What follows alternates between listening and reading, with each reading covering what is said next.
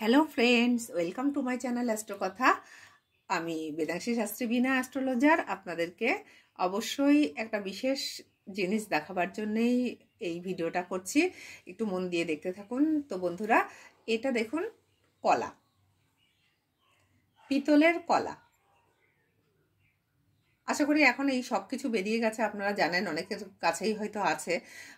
তো অজ্ঞতা এই পিতলের কলা একটা রাখতে হয়। অনেক সময় খুব ইমার্জেন্সি কারণে ডেলি পুজোর ক্ষেত্রে একটা পিতলের কলা ঠাকুরের ঘটে দিয়ে দিতেই পারেন। দিলে সেক্ষেত্রে সুবিধা হয় যে ঘটের পরে দিয়ে রাখলেন। অনেক সময় আগে কি করতাম, আমি রুদ্রাক্ষ ওই হরিতকি রেখে দিতাম। সেই হরিতকিতে ফলের উপরে আমি সিঁদুরের স্বস্তিক চিহ্ন আঁকিয়ে ঘটের উপরে দিতাম।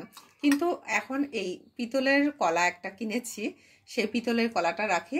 সেই ক্ষেত্রে মাঝে মাঝে দেওয়া হয়, কিন্তু কি বলুন তো, এটা কাজ চালানোর জন্য হলেও না, মানে মনটা ঠিক ভরে না ঠাকুরকে পুজো দেওয়ার সময়। আপনারা যারা এই পিতলের কলা ব্যবহার করছেন তাদেরকে একটা কথা বলবো, যতটা সম্ভব যদি পারেন তাহলে টাটকা জিনিস দেবেন। কারণ যেরকম হরিতকি একটা গাছের ফল, সেটা ঠাকুরকে দেয়া যেতেই পারে কি, মানে কলার অভাবে। আর কলা কম বেশি পাওয়া যায়, যদি পারেন একটা কলা কিনে নিয়ে আসবেন। দেখুন, আমার কলাও অলরেডি কিনে নিয়ে আসা, পুজোর কলা। এটা ঠোঁটে কলা, বাজার থেকে নিয়ে আসা। ঠোঁটে কলাই তো বলে, আমিও তো কলাও চিনি না। যাই হোক, পুজোতে ব্যবহার করা হয় এই কলাগুলো। তো যাই হোক, এই কলাও নিয়ে আসা হয়েছে। দেখুন, একটা একটা জিনিস আপনাদেরকে দেখানোর জন্যই আমি এই ভিডিওটা করছি।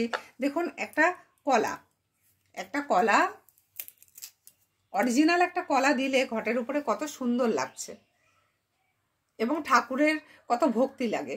আর যদি পিতলের কলা দেন, দেখতে হয়তো ভালো লাগবে কিন্তু অত সুন্দর কিন্তু লাগবে না। প্রাকৃতিক ন্যাচারাল সমস্ত জিনিস দিয়ে ঈশ্বরকে সেবা দেওয়া কিন্তু ভালো, তাতে করে ঈশ্বরও সন্তুষ্ট হন এবং আপনারও অনেক উপকার হয়। তবুও রাখবেন, সব কিছু রাখতে হচ্ছে, তাই রাখছি।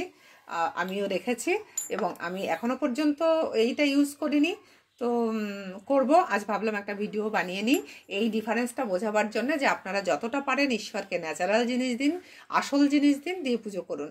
আর যখন পারবেন না তখন ওইগুলো ইউজ করবেন। ভালো থাকুন, সুস্থ থাকুন, অ্যাস্ট্রোকথা চ্যানেলের পক্ষে থাকুন, সাবধানে থাকুন।